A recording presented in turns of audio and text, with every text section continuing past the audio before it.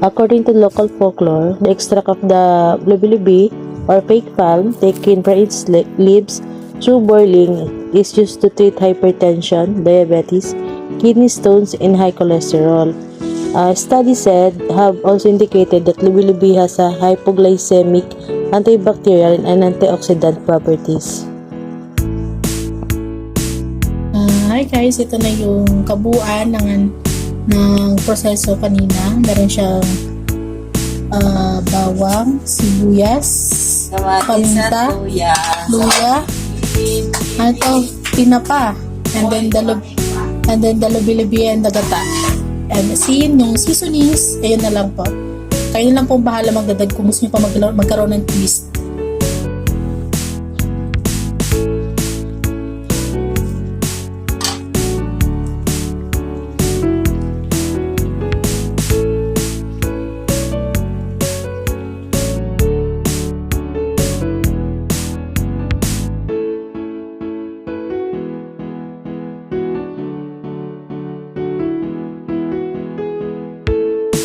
Dahil malambot na ang gulay guys, ilalagay natin ang pangalawang gata.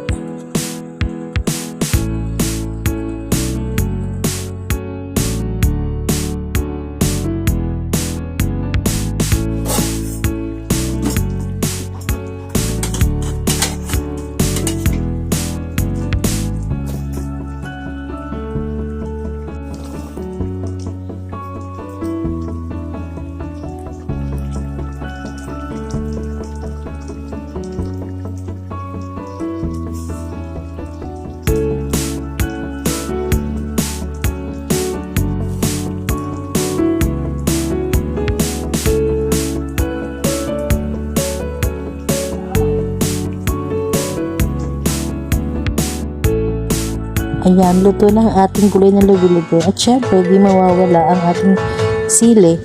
Proud ko lang na tayo.